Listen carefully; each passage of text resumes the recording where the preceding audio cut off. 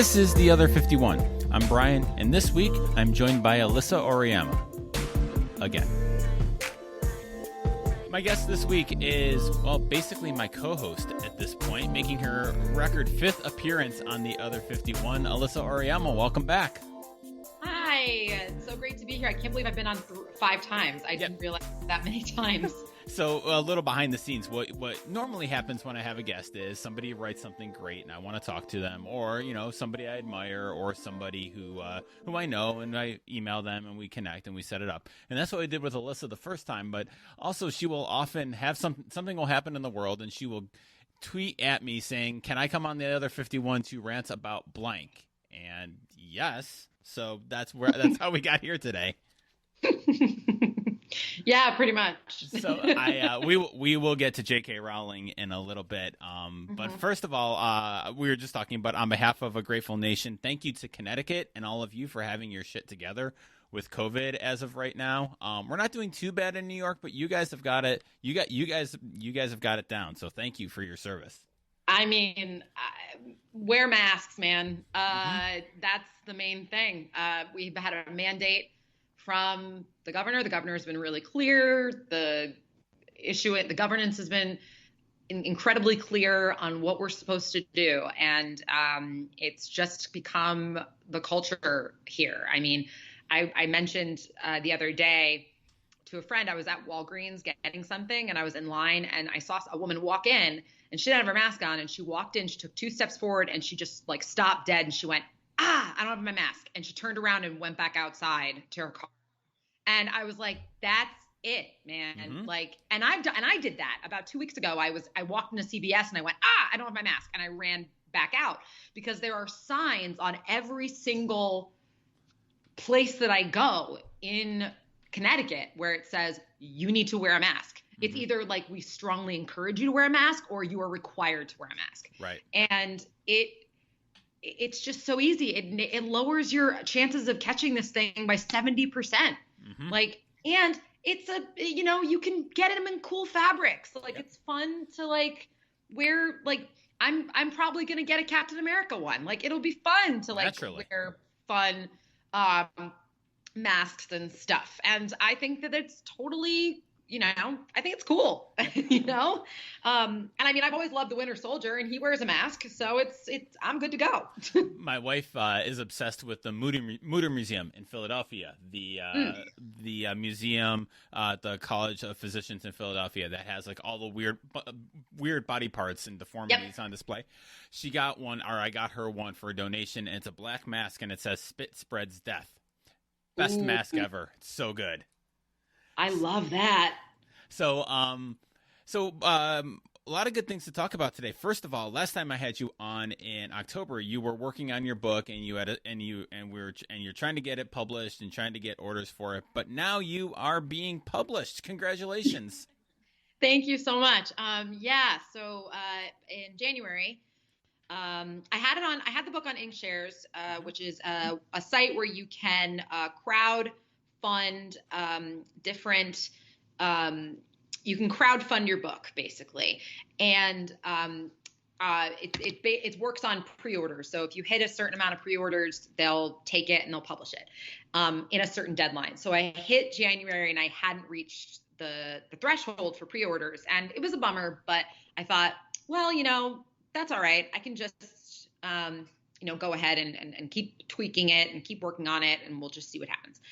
And the CEO of Inkshares messaged me at the end of January, and he said, we sometimes take books that didn't hit the threshold and we publish them anyway. Can you send the full manuscript? And I was like, yes. And so a couple of days later, I sent the manuscript, and then, COVID happened, and, some delays, which is totally understandable. But I got a message back in mid-May and I was in contact with them, throughout the spring. And I got a message back in mid-May, once they were back in the offices, with a page of notes for me. And when I got the email, was thinking, okay, this could go one of two ways. Either they tell me this is what you need to fix and we're not going to take it, or this is what you need to fix and we're going to take it. So the email basically said, here are the notes from our editor. And I was like, okay, whatever this says, just take it and move on. That's all you can do. So I opened it, and the first thing it said was, we really enjoyed this book, and we think it could be a really popular YA series. And I have a picture on my phone. I immediately got my phone out and I took a picture of my face, because I was like, I need to remember this. And I was texting a few friends, and I messaged them all back, and I was like, I think they're publishing it. And a friend of mine called me on Skype right away. And I was like, what's wrong? What's up? And she was like, I just wanted you to have a moment to freak out. Go ahead and cry. And I just know you probably wanted to scream at someone about this. So I just started crying, and now I'm in edits. There's no publication date yet. We just there's a few things I needed to fix. It started out as a YA book, and then I bumped it up to new adult. And now the note is that I need to put it back to a young adult. So I de-aged the characters. I took out some of the more adult themes while still keeping it pretty mature. One of their notes was just not as much swearing, please. And I was like, okay. And I was like, all right, fine. And I'm just adding to, certain things. And the last month I've been kind of on a tear with the editing. So I'm almost done with the editing, and I'm actually starting to write the second book. Nice. Yeah, there's actually some things in the first book that I realized this isn't going to work for the first book. And I looked at the stuff that I was cutting, and I was like, oh, but I love this stuff so much. And I know you got to kill your darlings and all that kind of stuff. But I thought, but this is important information. I just don't know how it's going to work in this book. And then I thought, it'll work in the second book. And I just made the drive file for the second book and just started putting things in there. And so to get to the second book is bananas to me, because I've been working on this one for so long. Right. And I'm just happy because I mentioned in my in our last discussion about this, I had a lot of people saying to me, well, this, vampires and witches and the things that you want to talk about in this book aren't really selling.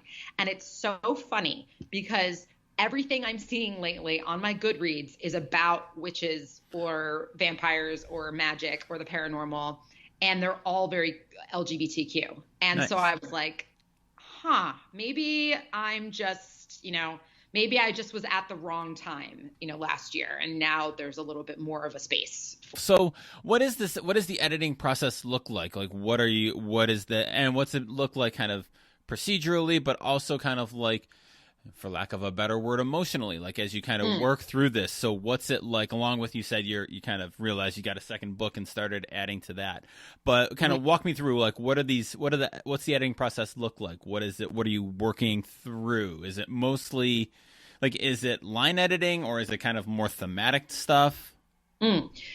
Yeah. So right now it's more thematic. I'm sure that at some point I'm going to get a line edit sort of a situation. And I'm very lucky that I know a lot of writers. So it had already had a few people's eyeballs on it by the time the editors got their hands on it. So that was really helpful.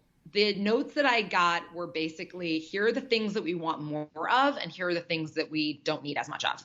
So, for example, more descriptions, more things that are grounded, and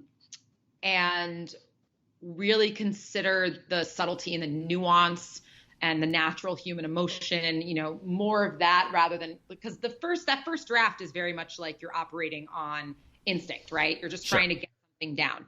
So now it's about going back and adding those little details that make it more of a grounded, more realized world, rather than this first instinct. Everything is kind of just coming out of you, kind of like that, like an exorcism, sort of everything's just falling out. Mm-hmm. And now it's okay, now we have to go back and actually make this more realized and more nuanced. So that was one of the notes that I got. My main character reacts to things a lot, because she's a very reactive sort of person, and she has like a lot of, anxiety, and she gets really worried about things. And one of the notes I had was like, she can't react to like everything like that. So I was like, well, and that kind of made me feel, talking about the emotional stuff, was me being like, oh, well, that's like, but I wrote this book so much about me. So like, it feels like, oh, that was like a note for me as a person as well. You can't react to everything like that. Oh, challenge accepted. I absolutely can. But anyway. Yeah, exactly. I was like, oh God, ooh, that's that's like a personal attack, but it isn't, but the main thing was that I read through these notes, and it was like 2 pages of single spaced notes. And I read through all of them, and I was like, yep.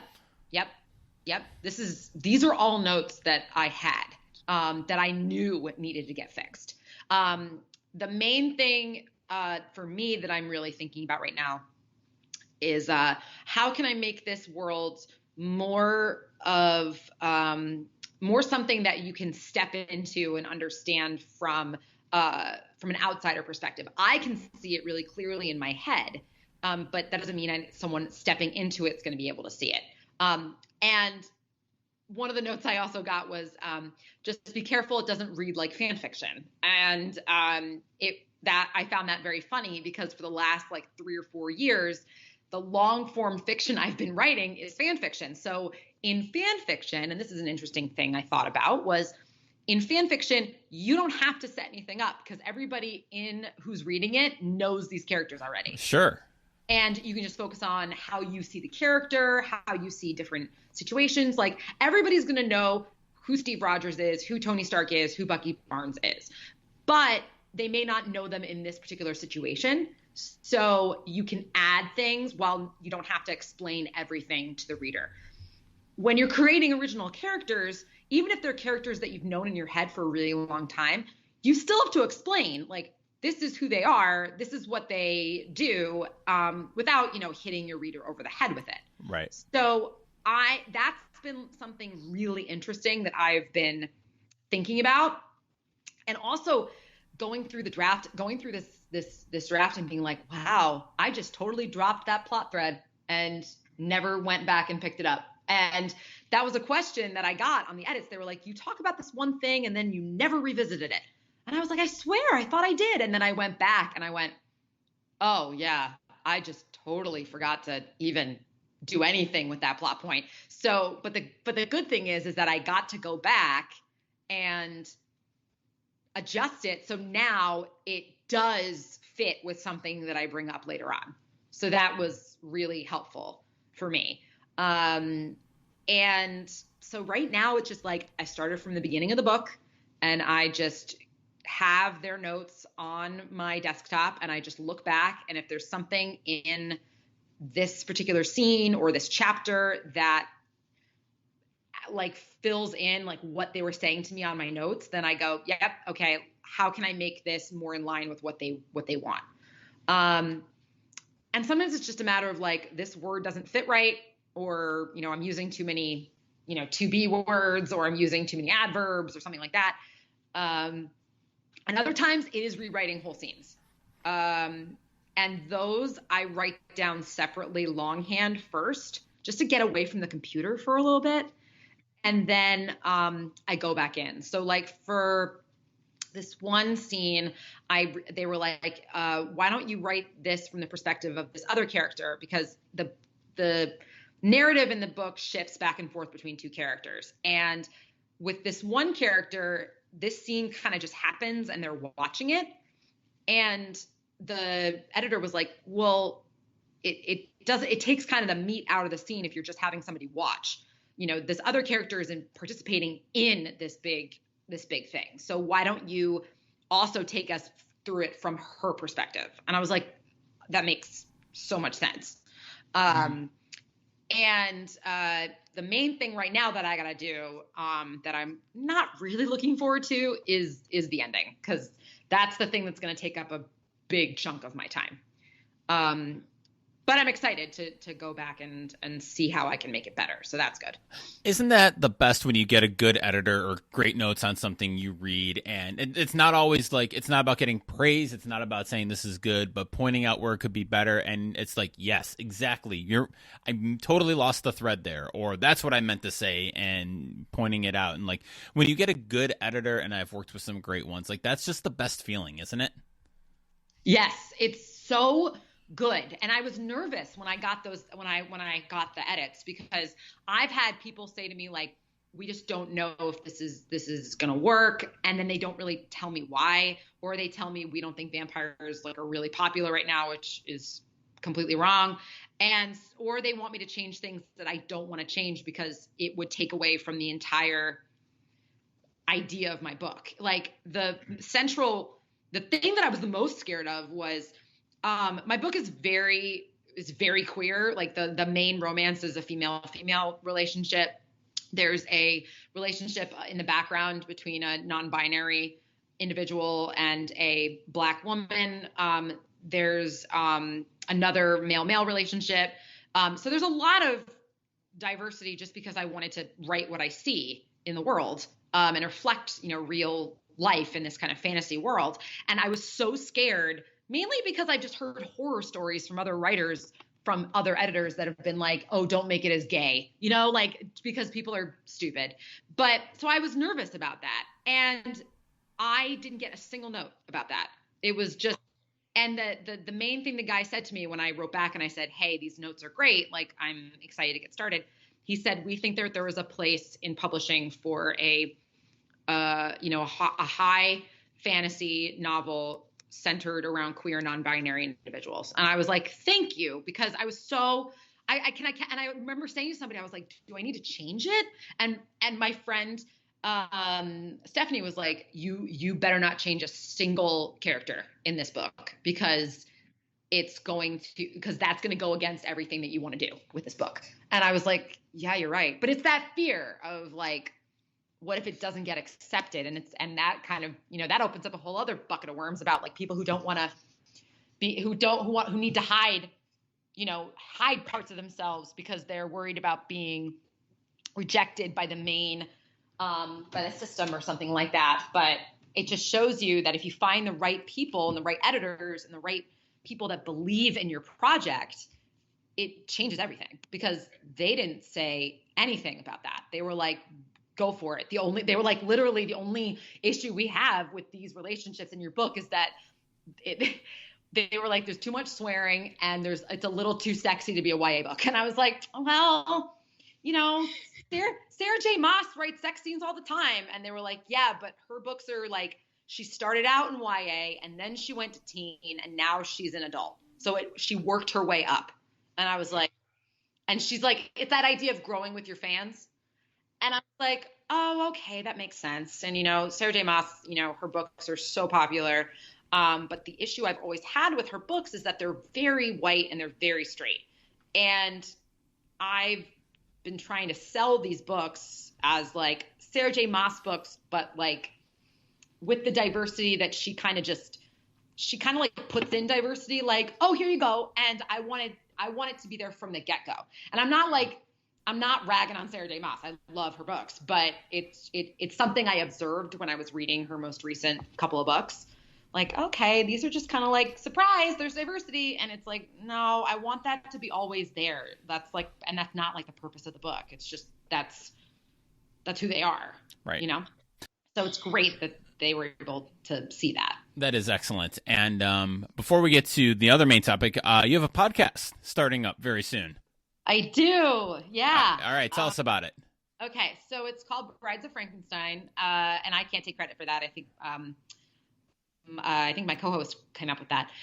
So one of my really good friends, Lindsay, and I are obsessed with movies, of course. But we're also, we love watching movies together, but we love watching horror movies together. And we're both really interested in horror movies. Not just because they're fun, but also because of just like the academic and the psychological and the history of horror movies. And right before all of, like, about a year ago, she messaged me and she was like, I think we could really start a podcast talking about horror movies. I think it'd be really fun. And I was like, that sounds so much fun. But then, like, life was just way too busy. And I was like, I don't know if I have the time to really devote to this. And then COVID-19 happened and we were both like, well, we've got time now, because we're always home. So we spent a good amount of time planning and trying to figure it out.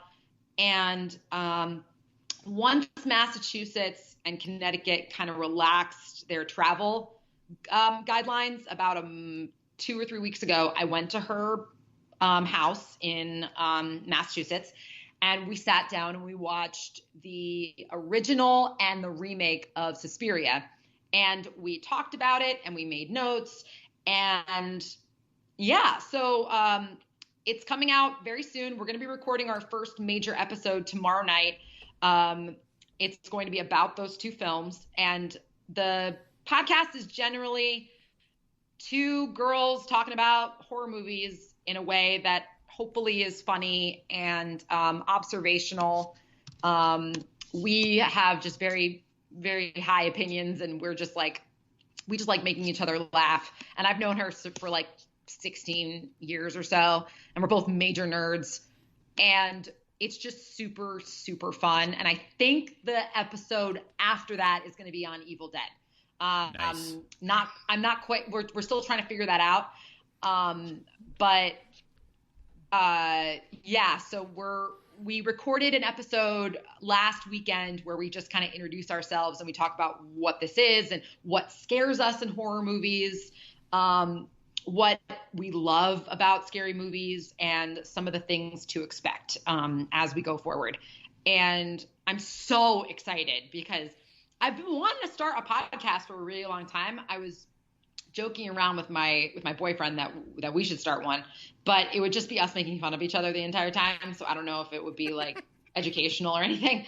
But Lindsay and I have always been like super into the idea of a podcast, and hopefully it'll be really fun. And I set up the Twitter account this past week.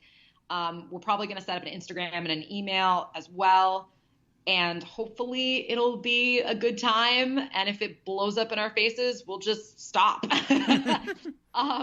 But I'm excited because girls are into horror and into spooky things. And there are places where you can talk about that on the internet.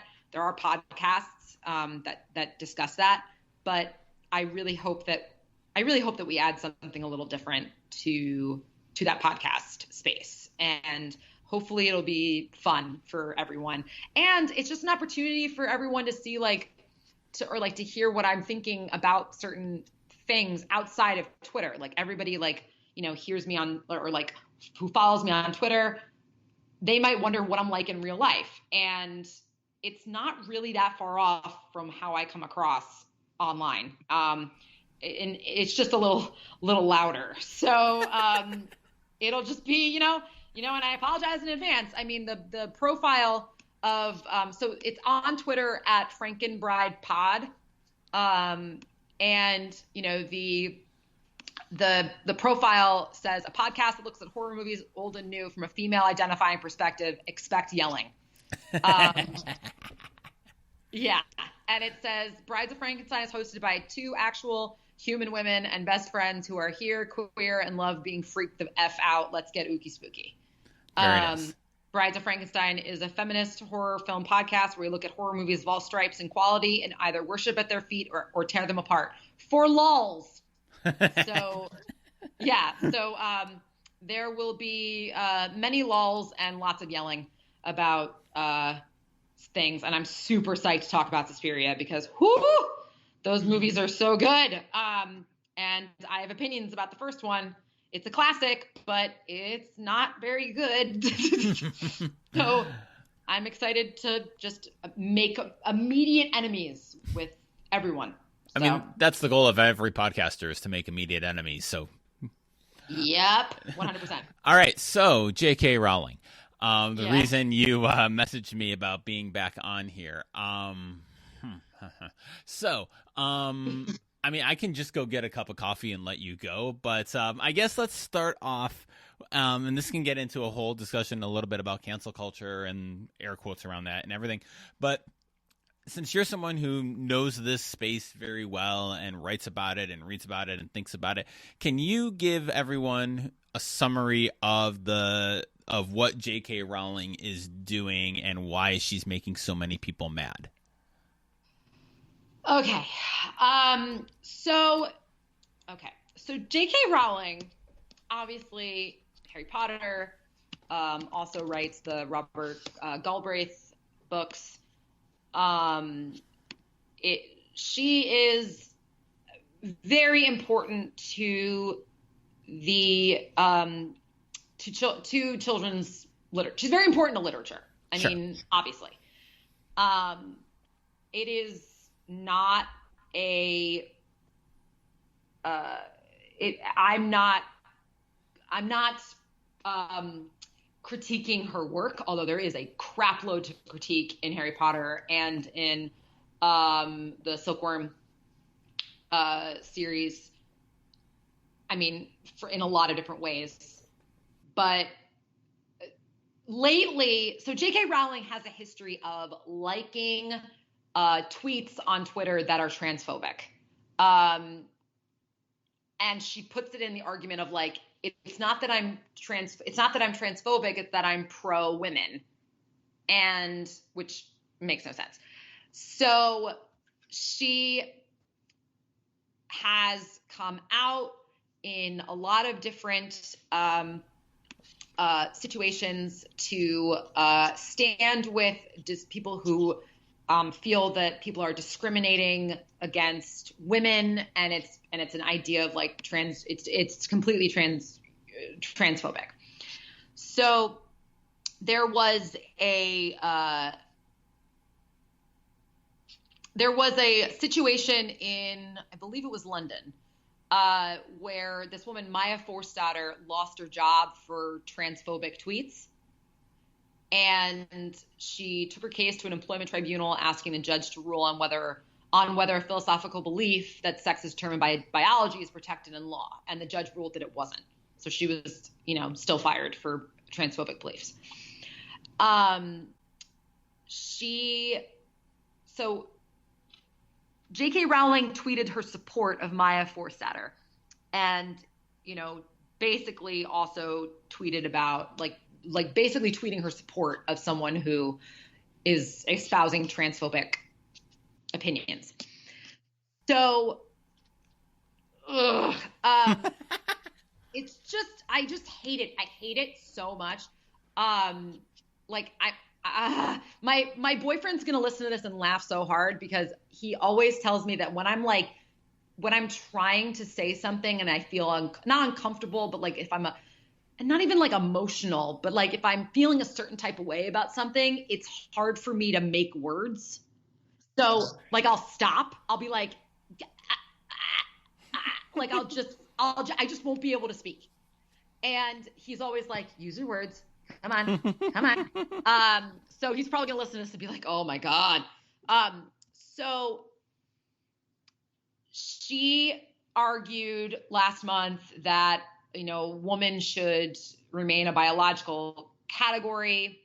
There was an article that, and the whole reason why this blew up was because she wrote a tweet in response to an article that was talking about how to take care of yourself in COVID-19 I think it was about COVID-19, for women for people who menstruate, right? Mm-hmm. Because not all women identifying women, people who identify as women menstruate, and not all men identifying as men don't menstruate, right? So people of all genders menstruate. Just depends on what what equipment you have. So I thought, okay, that's a perfectly fine way to phrase it.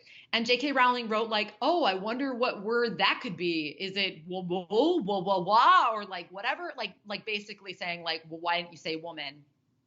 And there was all this backlash. And then she wrote this blog post that was so disgusting, because it basically was like, I have trans friends. I just think that they should be in their own category, and it shouldn't be, I think that it should be, it should be their own separate thing. We lose womanhood if we include all of this stuff in the conversation and yada, yada, yada. So it basically said the way that it came off was, I find you fine, but you aren't women. Right. You are something else. And it dehumanizes trans people, and it delegitimizes trans people. And it also, this is coming out right when the Black Lives Matter movements were getting really, really, really big. And we were all like, you could have just not said anything. You could have just kept your mouth shut. And my favorite was everyone just being like, shut up, Joanne, because their name was Joanne. Then there was like, so she writes this blog that's just insane and offensive. And I honestly couldn't read about it. I couldn't read it all the way through. So, I mean, I'm not the best person to talk to you about this because honestly, I didn't read the whole thing all the way through because I didn't want to throw my computer out the window. But it was just this feeling of like all of these young kids who grew up reading Harry Potter, and Harry Potter is all about how you need to make the choice of what's right over what's easy. You have to find the people that believe in you. You have to, it's always the little guy that's going to win. And it's about fascism and, standing up for what you believe in, no matter how difficult it is, and all this kind of stuff. And you got all these trans kids reading Harry Potter, and now they're being told by the author, like, you're not valid. Right. And she also used her history of sexual assault to like defend her situation. And she made a reference to how she maybe if she was growing up now, she might identify as trans herself because she was more masculine or something. It was just a mess. And it also just showed that she's got a boatload of issues to work through with her own gender identity and her own trauma, which, is fine. And I support that, but you don't take it out. Your trauma is no excuse for you to be a horrible person. Right. So then she's quiet for a couple of days. And then last week, she compared gender affirming care for trans people to conversion therapy. Mm. So she says, many believe we are watching a new kind of conversion therapy for young gay people who are being set on a lifelong path of medicalization that may result in the loss of their fertility and or full sexual function. So she is saying like, oh, I don't believe that kids should be, should shift, or should transition, comparing it to conversion therapy. Now, this is like when people try to say that the Irish were slaves too. So for those of you listening that still believe this, let me correct you. You might have seen articles going on around the internet about how people saying like the Irish were slaves too, and why aren't white people being considered in the Black Lives or whatever. And the difference is that the Irish were never slaves. The Irish were indentured servants. And indentured servitude is something you sign on for. It's terrible. Indentured servitude is awful. There's movies that have been done about it, and like the laundries in Ireland, and it's not good. But it is a contract you sign because you need to make money for your children or for your family or for something. So you sign on to indentured servitude, and it is a finite contract that ends like in 7 years or something like that. And it doesn't descend to your children. Slavery, chattel slavery, is forced onto someone, and it does pass down to your children, and you can't get out of it unless you are freed. It's not with your consent. So J.K. Rowling comparing conversion therapy to gender affirming therapy Gender affirming therapy is entered into with the consent of the person. You need to go under heavy psychiatric and psychological evaluation before you do the gender transition affirming stuff, or before you take the medication or anything like that, because it's a huge change. And my opinion on it is, why would someone go through all of that for not, if they didn't want to? You only go through that kind of a transition if staying the way you are is worse. Right. So conversion therapy, you're forced into it to change you from what you fundamentally are to something that you're not, because it makes other people around you comfortable. And conversion therapy is horrible. Conversion therapy, at its worst, people were electroshocked. So you can look at the movie and the memoir Boy Erased. I'm looking at there was a guy yesterday actually on CNN. I think it's Jared Conley or Garrard Conley. He's the guy who wrote Boy Erased, and he also wrote. He's a producer of a podcast called Unerased: The History of Conversion Therapy in America, and he wrote an article called J.K. Rowling's Bigotry is Painful and Maddening. And he talks about how conversion therapy has long been used against trans people.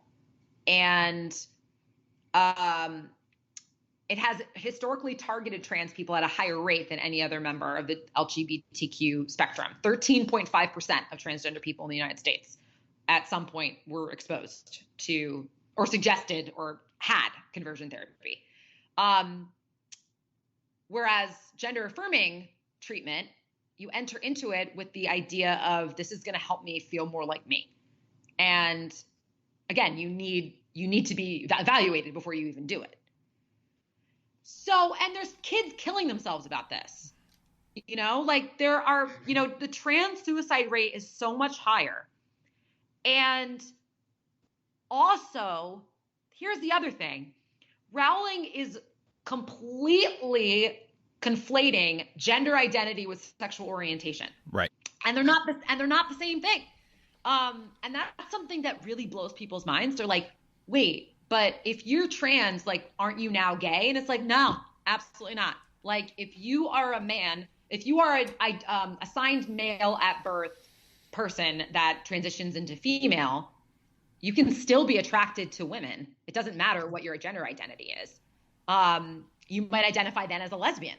And I've said that to people and they're like, I can't even deal with it. And it's like, okay, well, you don't have to understand it. You just have to accept it. Right. I don't care if you understand. I mean, it would be great if you did, but you just have to understand that this is the way people are. And the way they live their life has nothing to do with you. J.K. Rowling is a gazillionaire.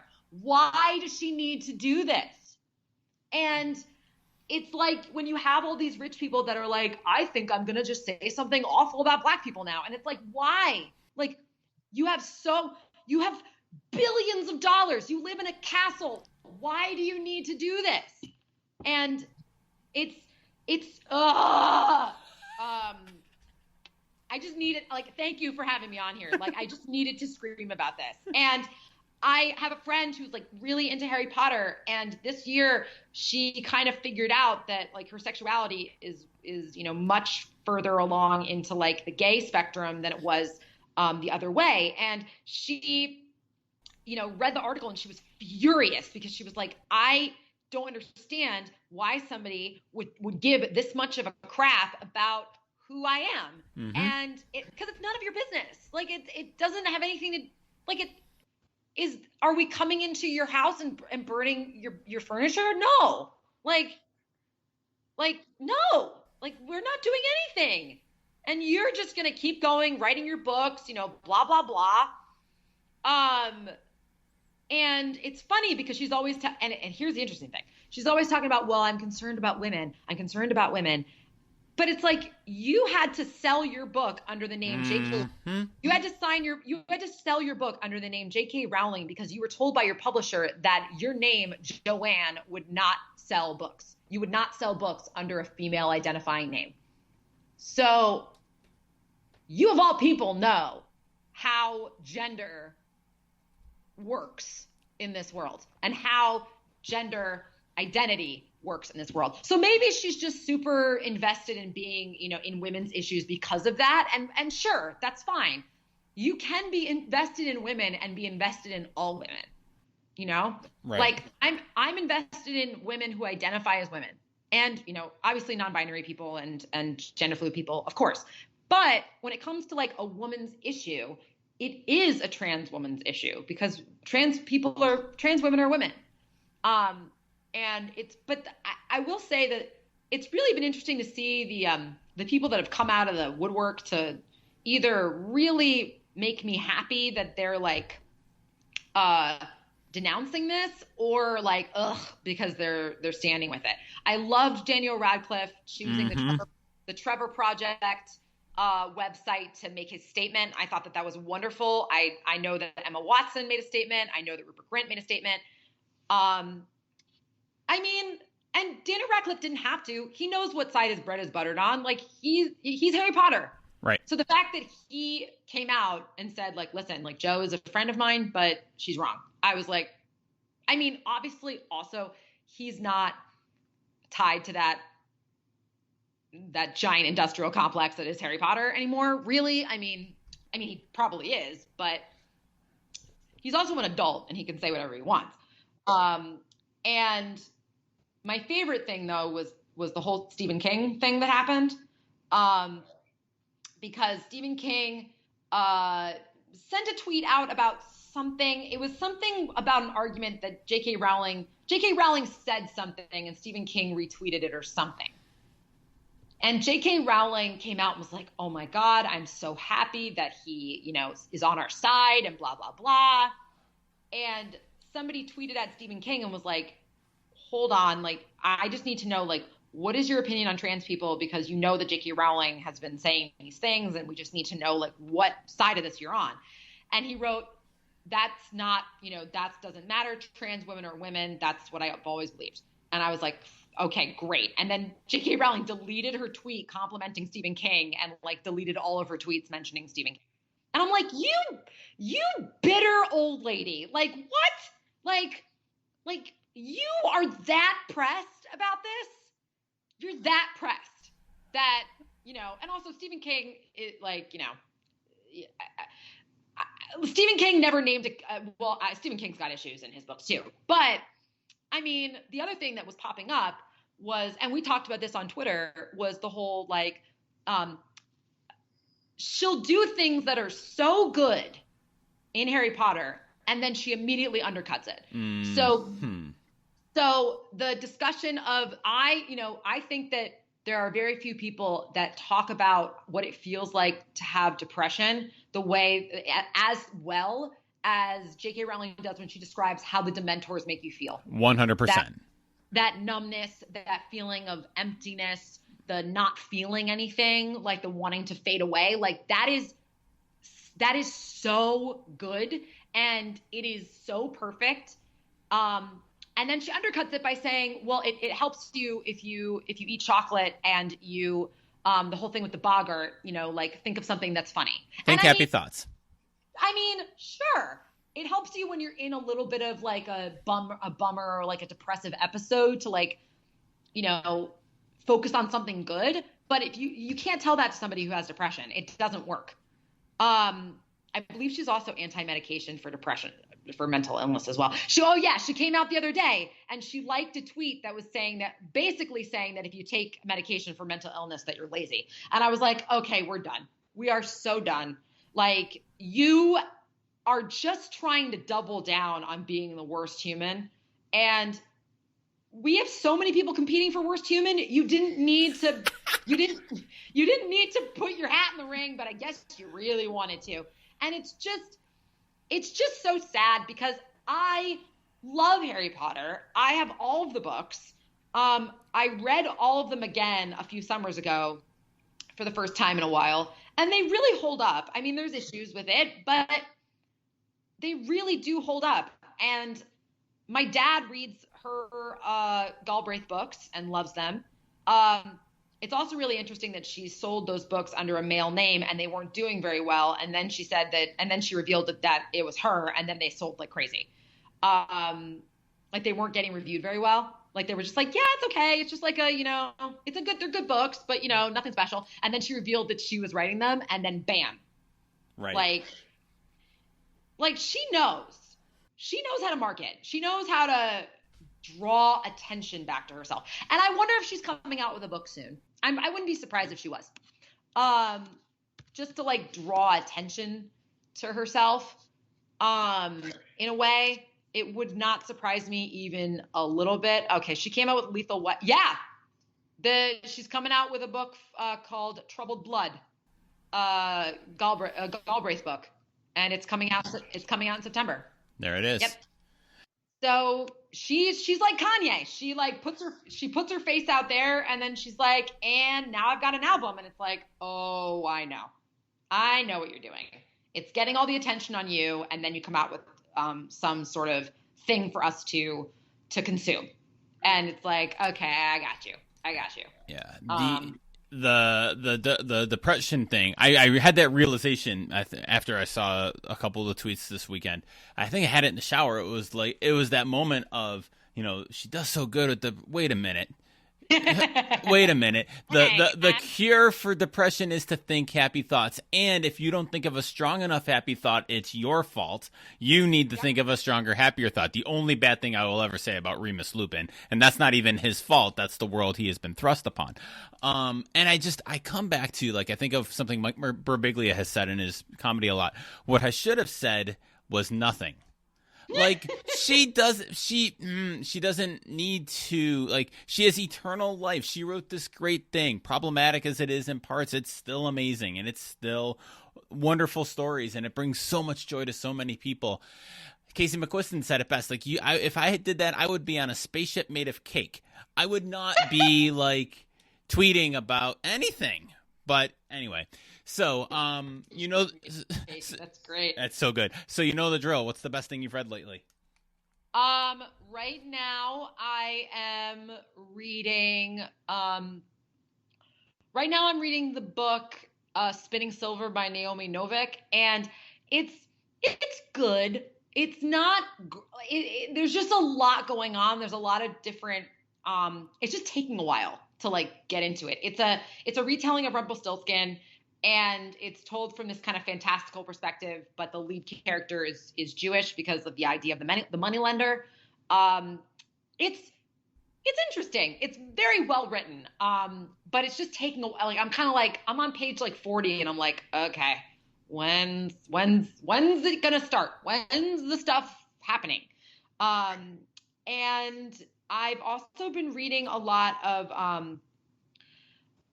books by KJ Charles, who writes queer romance novels, because right now my brain can only process romance novels, which is not a bad thing. Romance novels are amazing. But sometimes you just need that like comfortable blanket in a way. It's funny that you mentioned Casey McQuiston, because I've flipped through Red, White, and Royal Blue. And I need to read it because it is everything that I want ever. And there's also a book that just came out this past week that I haven't read yet, but I want to recommend it even though I haven't read it. It's called Boyfriend Material, and it's basically like it's this guy who's a rock star, or like an actor guy that needs to make a comeback in the public eye, so they have to set up a fake relationship with this dude that's like a nice, normal guy, and then there's fake dating, and they end up falling in love for real. So I was like, the minute I saw fake dating, I was like, booyah, like that's just perfect. I'm a sucker for all that fan fiction stuff. Like anytime somebody like recommends a book on my feed that's like fake boyfriends and like they were roommates and there was only one bed, I'm like, yes. So right now it's Spinning Silver by Naomi Novik. And and I'm also reading I'm reading The Souls of Black Folk by W.E.B. Du Bois, because it's required reading. Right now I'm reading a lot. I'm rereading a lot of Audre Lorde, a lot of Toni Morrison, a lot of W.B. Du Bois, a lot of Baldwin, just trying to get more of that in my brain again, because I haven't touched a lot of it since grad school. And it's so important. Obviously, a lot of people are reading like books like White Fragility, which is great, but I'm always the person that's going to be like, go to the work of Black authors, because they're the ones who are actually going to show you this is what it's like to be in this situation. White scholars are going to show you kind of what whiteness means and like the white perspective of it, which obviously is important to understand. Sure. But if you really want to get into what it's like, what it's always been like to be a person of color in the United States, those are the people to read. So yeah. So I got two recommendations. In that vein, How to Be Anti-Racist is one of the books I've read recently, and it is outstanding. Like, I read that and White Fragility back to back, and White Fragility was a lot better than I thought it was going to be, but How to Be Anti-Racist, that stuck with me. I mean, that's because it's from a historical perspective. I mean, it's a book you take your time with in the best possible way, because it's really, really good. And steering away from books, but a story I know you're familiar with, Katie Barnes on ESPN, who I had on a couple weeks ago on the podcast, her story on Maya Moore and the work she did. I mean, that reading that has stayed with me for almost a month now, or however long it's been out. I mean, it is the story itself, what Maya Moore did, and giving up her career to fight for social justice, unbelievable on its own. But the way that Katie reported it and told it and structured that piece, and it's just one of the best pieces of sports journalism I think I've read in a long time. Yeah, Katie Barnes is incredible. I follow them on Twitter. Katie Barnes is incredible, and I'm so like I saw Maya back in January when they all came for I think it was the 10-year anniversary of one of the championships, like 2010, and they all came for this like thing that they were getting honored at a halftime of a game, and I went up to her, and I hadn't seen her in a while, and I gave her a big hug, and I was like, "How are you doing?" And she was like, "I'm good." And I said, "By the way, like everything you're doing," and I kind of just stopped, and I just looked at her, and I was just like, "Amazing." And she was like, "Thank you." And I was like, "Seriously, amazing." I don't think people who aren't in the sports world or in the women's sports world sphere understand what Maya Moore has done. Mm-hmm. It's like if Tiger Woods walked away in 1999 to focus on social justice. It's like if LeBron walked away after 2016 when Cleveland won. It's like if Diana walked away after the Mercury won. It's insane. Yes. And now she's got other people that are doing it too. Renee Montgomery's doing it. Mm-hmm. It just shows that she's got her eye. She's always had her eye on something that's bigger than a sport. And obviously she is bananas talented. Right. And she's just one of these people that makes basketball look effortless when it's 100% not. And she is to just go, nope, there's something else that I'm called to do. She's always been a very spiritual person. She's always been she's always been someone who's been invested in a higher kind of calling. And to see her do that and to see it pay off the way it has, and to see her keep going is just, it's incredible. I want her to run for an office someday so I can vote for her, because she's just so good. And to top it all off, one of the nicest, coolest people you could ever hope to meet in your life. That's the main thing about most of these girls. They're just the nicest people. And, that stands for something too. It would be harder to, stand by her if I thought she was not a great person, but she's the best, one of the best humans. So it's just been the coolest thing. And to look at that and be like, I know that person. Right. I've known that person for I've known that person for 12 years. And to see them kind of grow up into this is just, it's remarkable. It's a better note to end on than talking about J.K. Rowling's idiocy. So, Alysa, as always, Alysa, thanks for joining me. Thank you very much.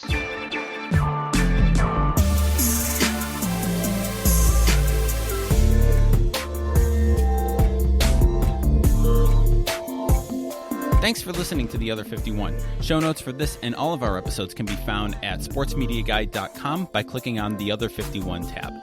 If you like the show, please consider giving it a rating and a review, either at Apple Podcasts or wherever you get your podcasts. It really does help people find the show. Our theme music is by Ellie Moritz.